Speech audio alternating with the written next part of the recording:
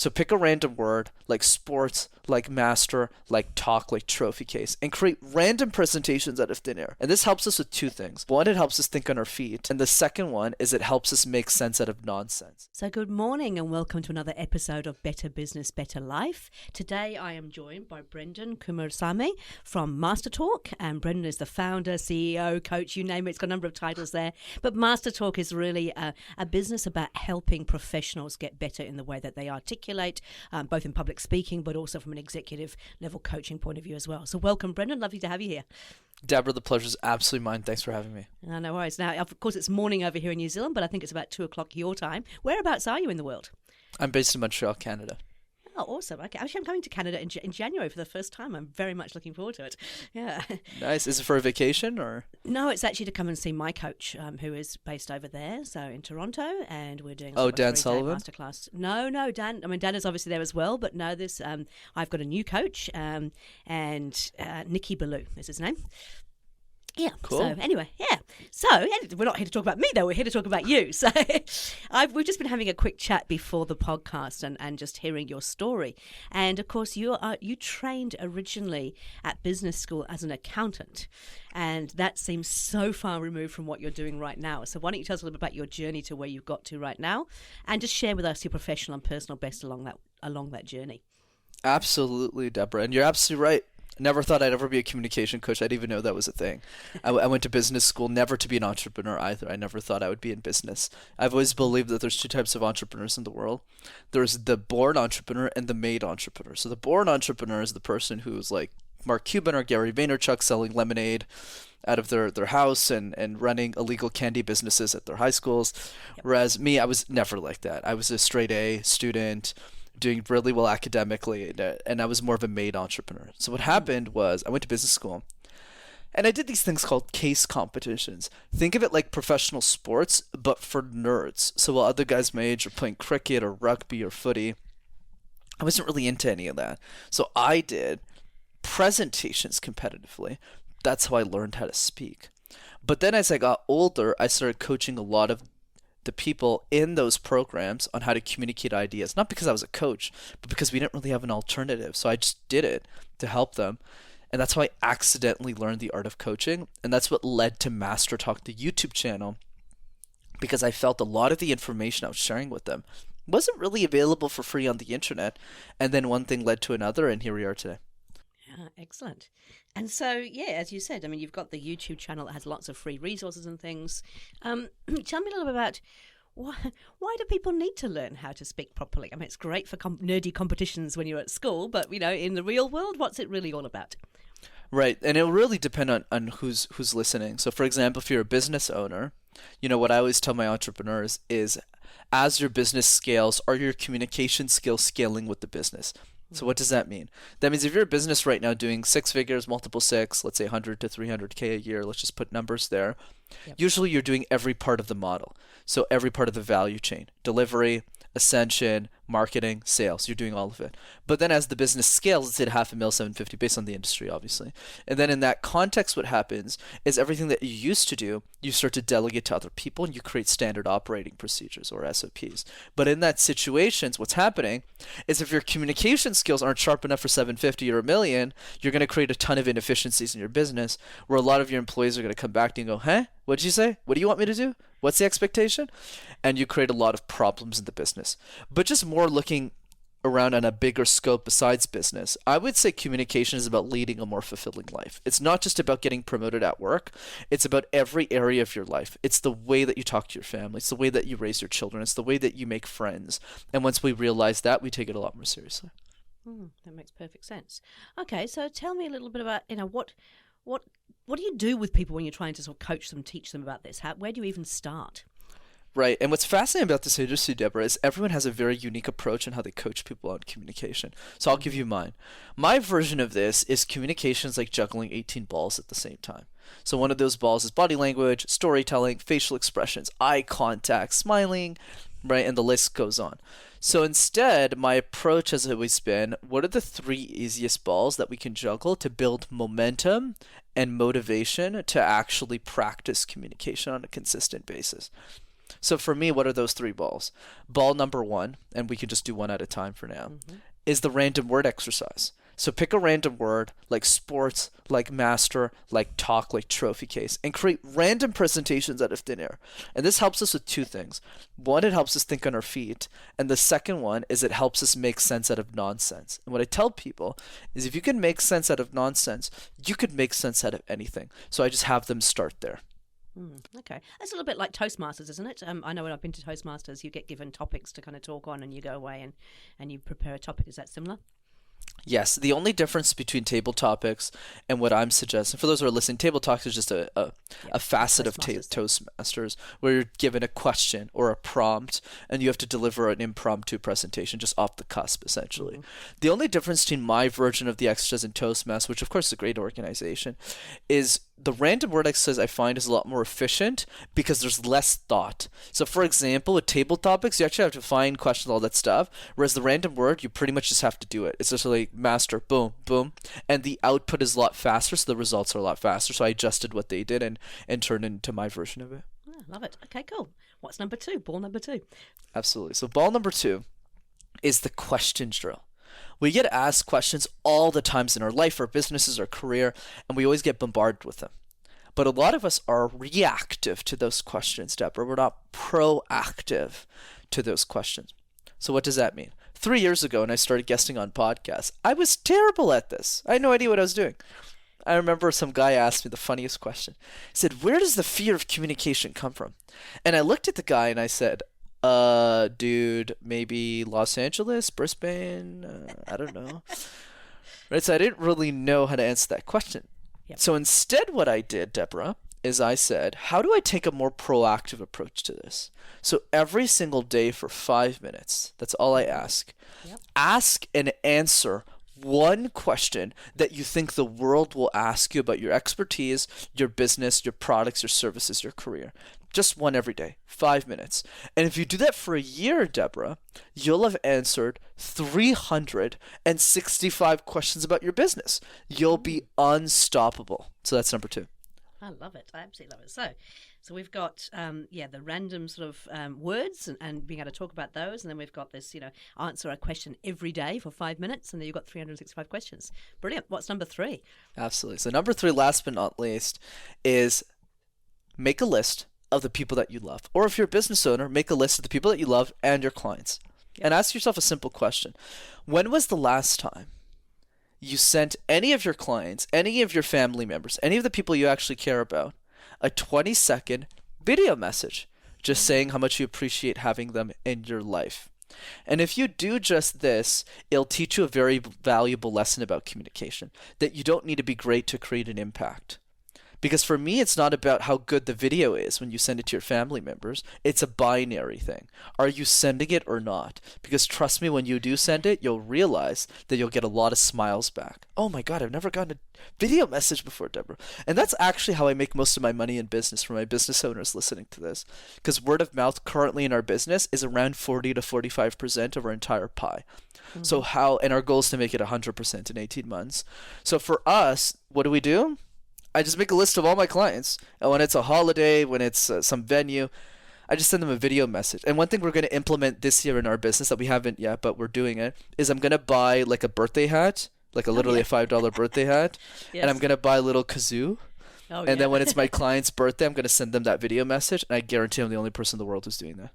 Actually, it is really interesting. I just got, Podmatch, which is I think how we met as well. I actually got a video message from somebody who wanted to be on the podcast the other day. And at first I thought it was one of those generic ones that they just send out. But no, it was an absolute personalised message. She'd taken the time to listen to the podcast. She told me what she loved about it. She told me how she felt she could add some value.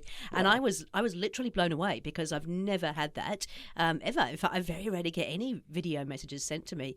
I can count it on less than one hand in terms of the number of you received. So I love it. What about if you're nervous though?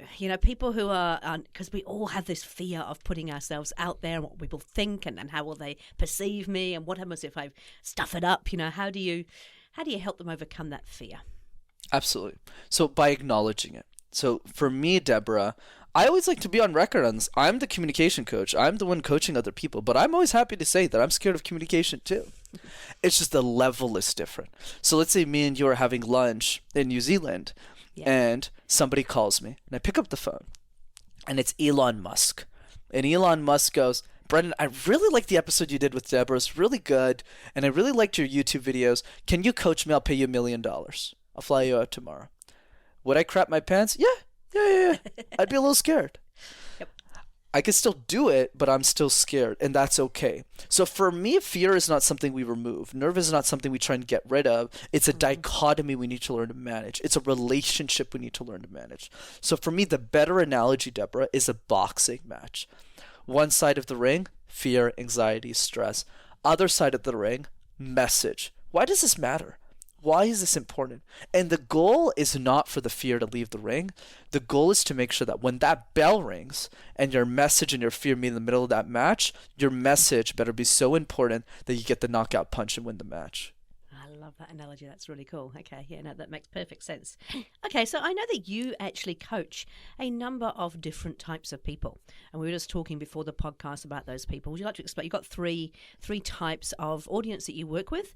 Would you mind just sharing what those are, and then I'd love to ask some questions about that. Yeah, absolutely, Debra. Happy to. So the three types of people that we work with. Number one is the Indian technology professional who generally lives in the US.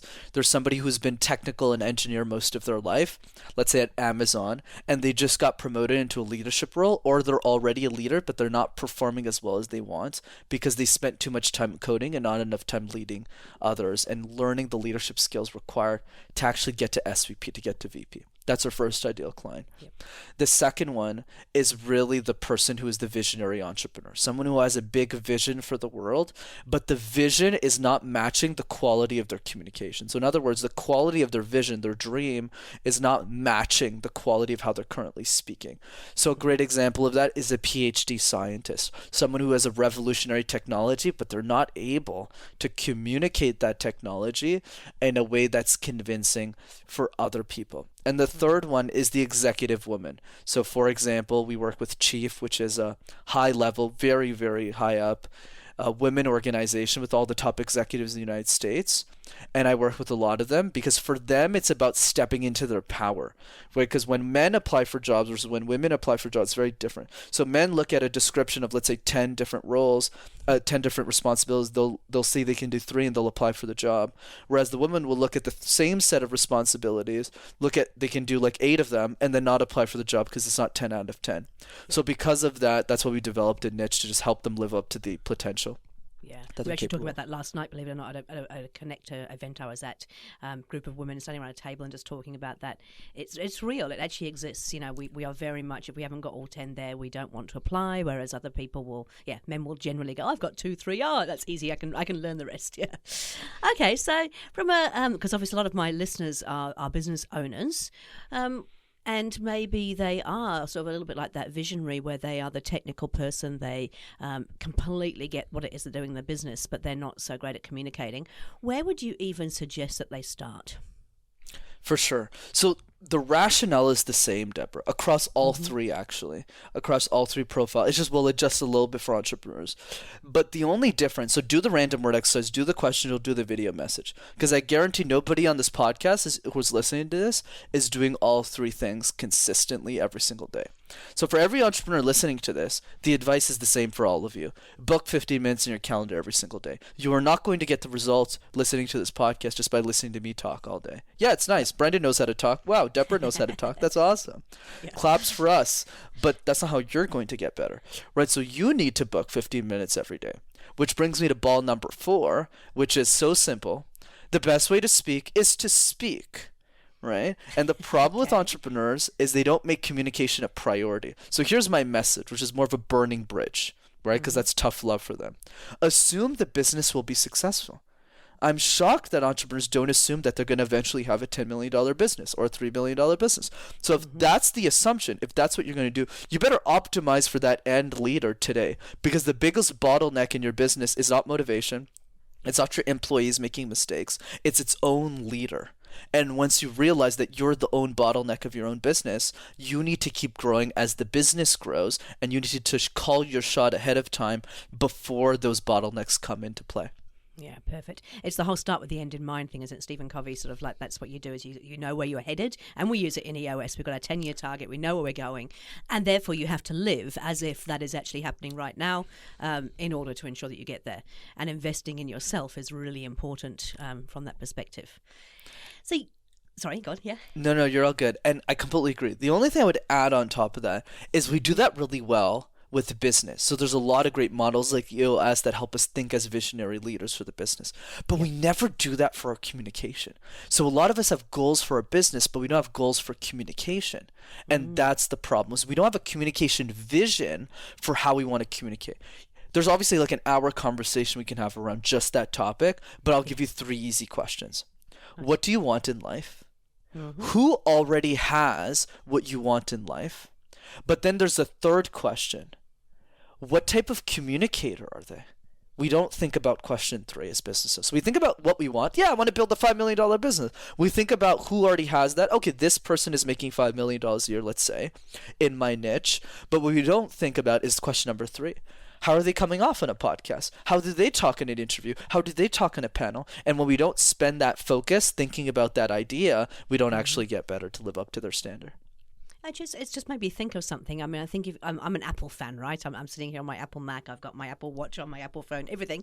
And, you know, if you think about Steve Jobs when he was around, he was a perfect example of a fantastic communicator. I'm not sure how he was as a leader and a boss. I've heard mixed reports about that. But in terms of getting up there, you know, and creating that excitement and as a speaker, I think he was quite phenomenal. Would that be fair to say? 1,000%, right? I definitely think that, I don't think. I definitely know that Steve Jobs is the evangelist of the brand when he was alive, right? Yeah. It is that catalyst. And even for people who aren't great communicators, like, sure, could I coach Elon for 45 minutes and make him 10 times better? Absolutely. There's no doubt.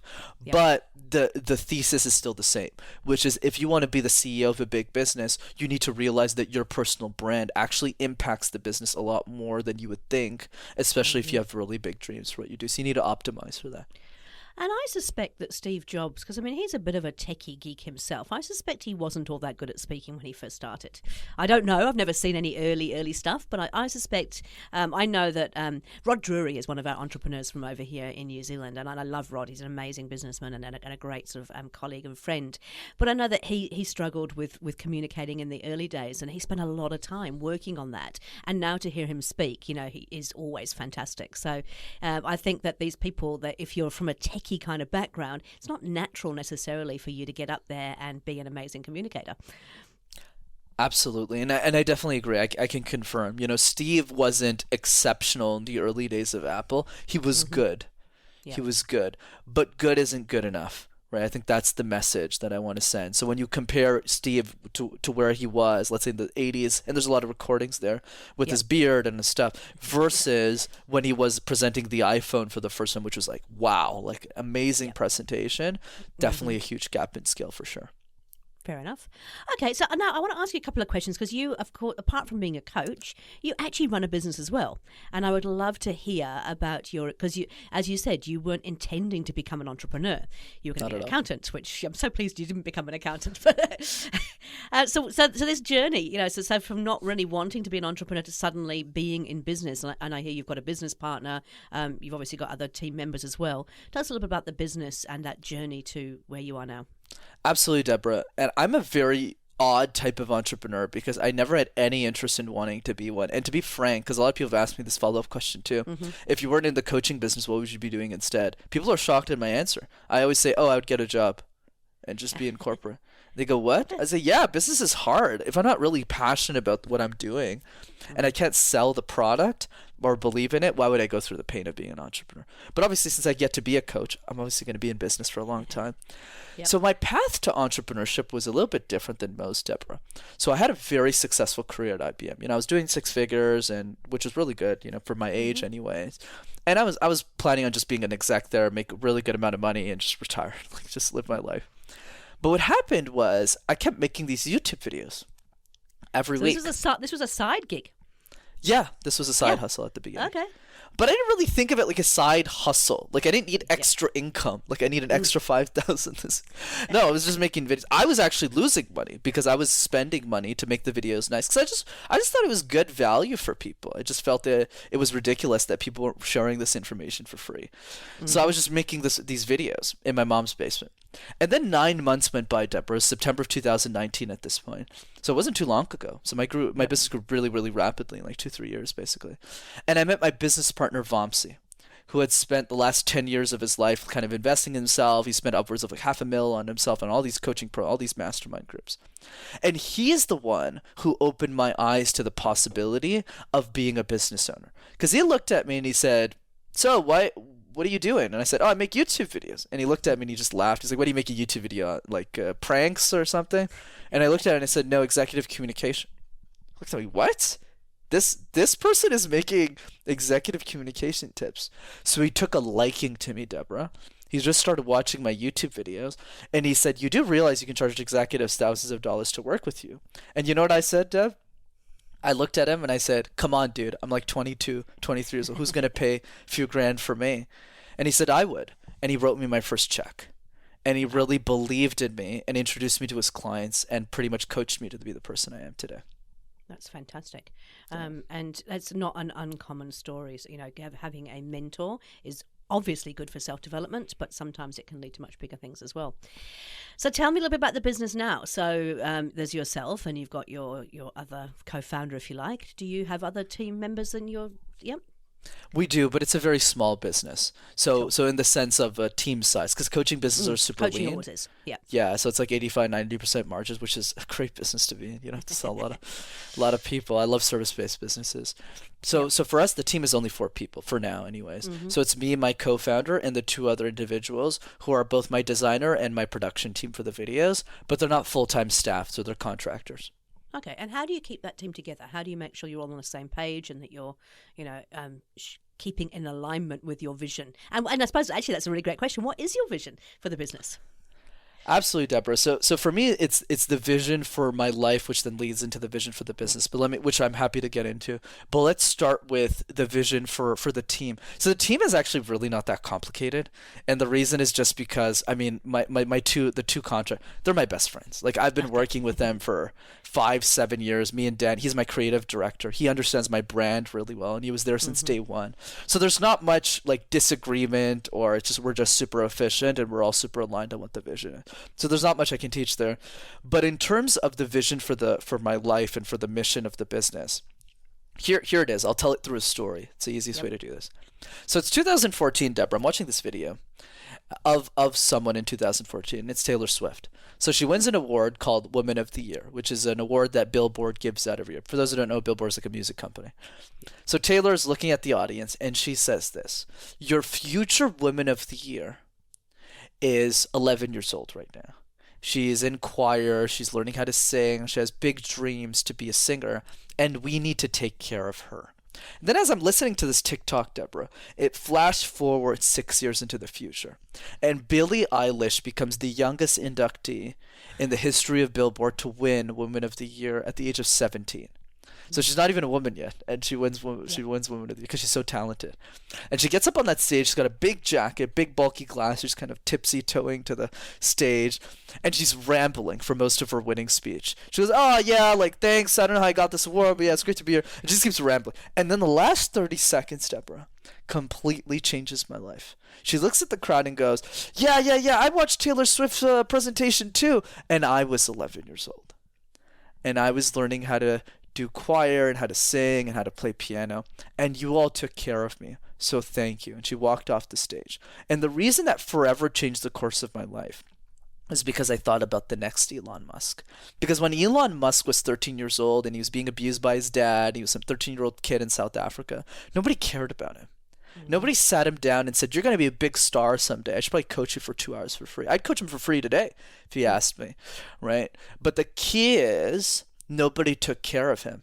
And he still became successful, but I thought about the next Elon, because the next Elon Musk is probably some 7-year-old girl in Cambodia. So the reason I'm in business, Debra, is because my executive clients give me the money, the firepower to democratize communication for the rest of the world in the same way Dale Carnegie couldn't, because he died in 1955. So there wasn't any like podcasts or YouTube videos. So I get to have an opportunity in my life to be the next Dale Carnegie and empower every generation of entrepreneurs and change makers to become exceptional communicators, whether they can afford me or not. That's the mission. I absolutely love it. Yeah, making a huge difference, which is great. Cool. So tell me, what else can you share with the listeners that will actually help them in terms of their journey to become great communicators?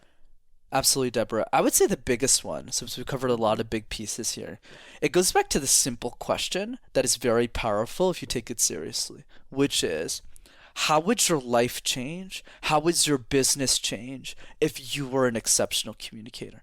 A lot of us see communication like it's a chore, like doing the dishes. Oh, I don't want to get better. But so in the same way we dream about our business, whether it's with EOS or any other framework, we dream about what we want to do in our life. We don't dream about our communication.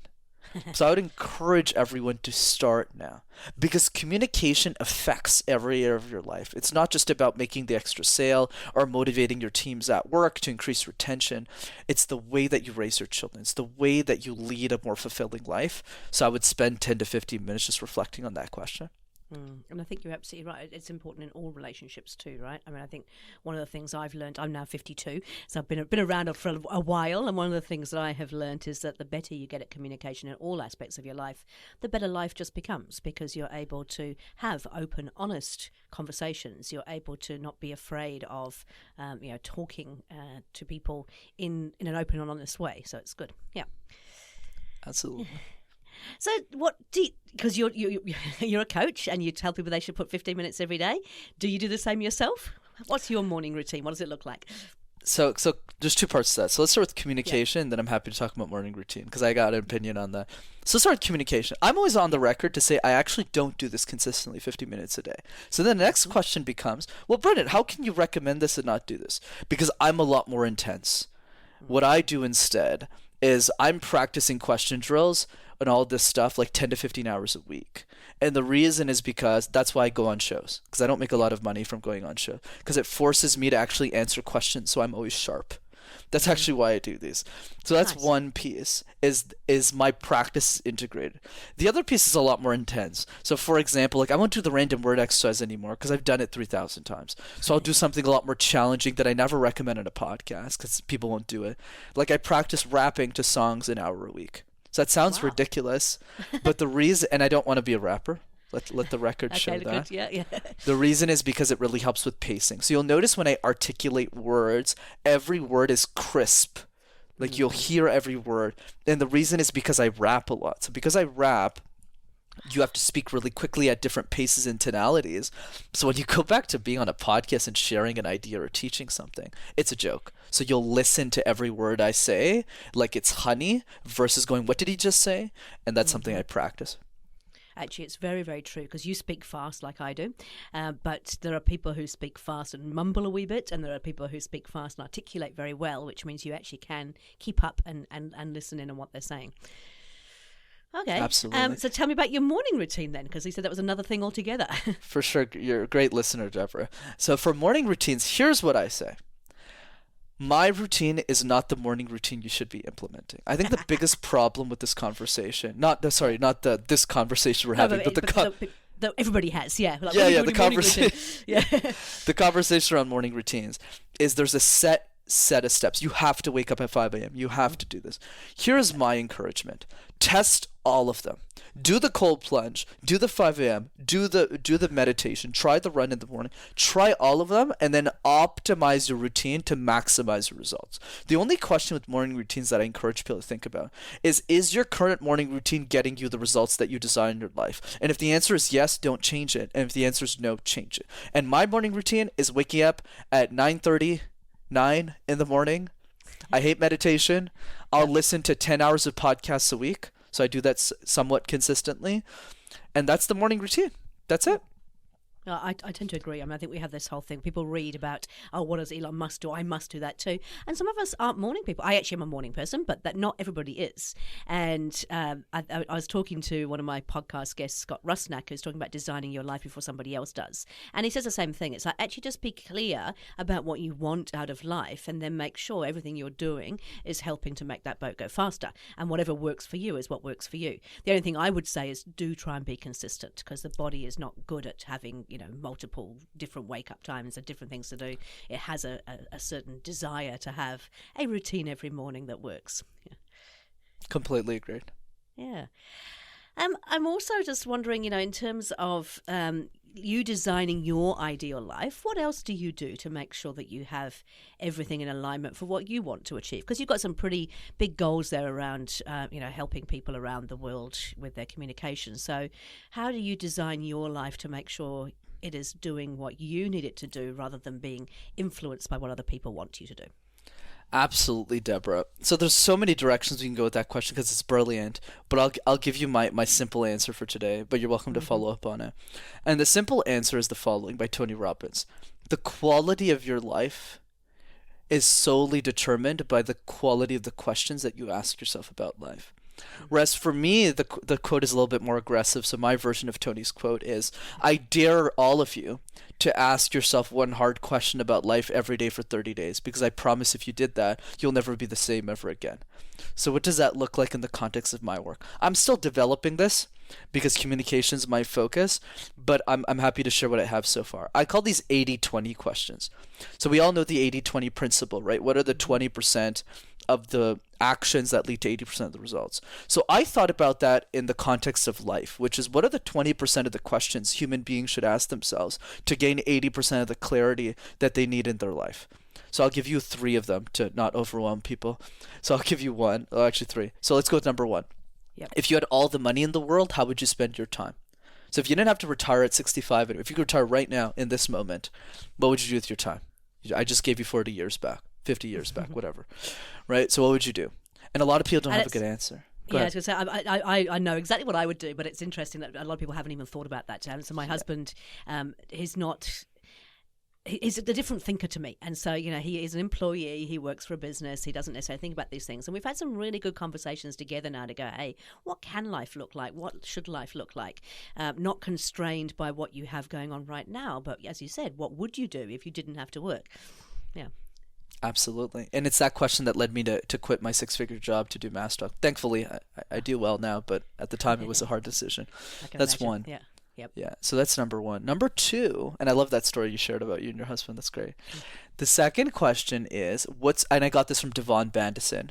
He says, what's a goal or a dream that you secretly gave up on and never told anyone about? So that's number 2.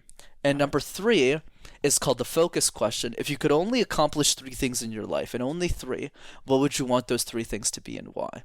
So I encourage you to ask these questions to yourself.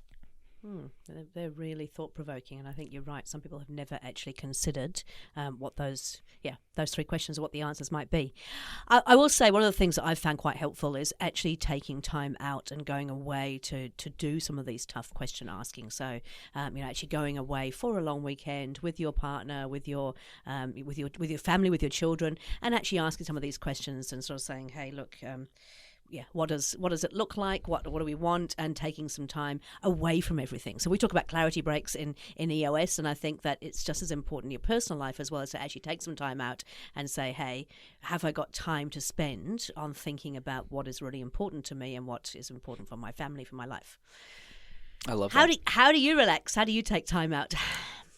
So everyone's different, right, Debra? In the same way of morning routines, I believe balance is a conversation you'd have with yourself. So for everyone, balance means differently. I mean, my schedule this week is insane. I work a lot. 80 to 90 hours a week. I might do 15 interviews in a week, maybe even 20. It depends on the craziness of my life. But when I'm on vacation, I'm on vacation.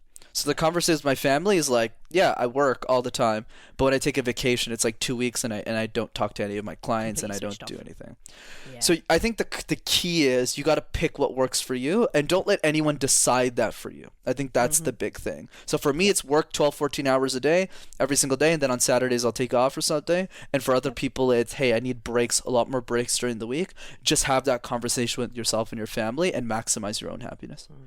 And I think Gino talks about it in his EOS Life book. He says, hey, look, you've got to work out what your optimal kind of working week looks like. And it is very, very different for different people. I mean, I know now, and I'm a little bit older than you, so I can't do those long hours quite so much anymore. But I know 55, 60 hours a week is absolutely perfect for me. At that point, I'm at my optimal performance. I'm not tired. I'm still energized. I'm still doing everything right. And then after that, I actually see that kind of law of diminishing return where I know that I'm suddenly slowing down. Things aren't working as well as they should do. And I tell some of my clients this, and for them 50, 60 hours just doesn't even, they want to do 20, 30 hours a week, and others are like, well, yes, they do 80 hours a week. So I think it's important. Gino says, you need to just try it and keep trying and see. Look back on what happened last week. How many hours did you work? Did it feel good? Was it optimal? And then you decide what is right for you, because work-life balance is so different for everybody. I love my work.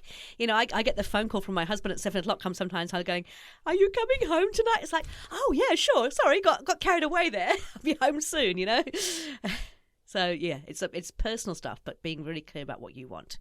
1,000%. Wow, gosh, we've covered so much in such a short period of time, and sadly, we're coming to the end of our time on this podcast. Can we finish up? We've got so much information. I've made some really good notes here, but the 3 top things. What would be the 3 top things that you would say if you leave this podcast right now and go and do these 3 things? This will make a difference in your life.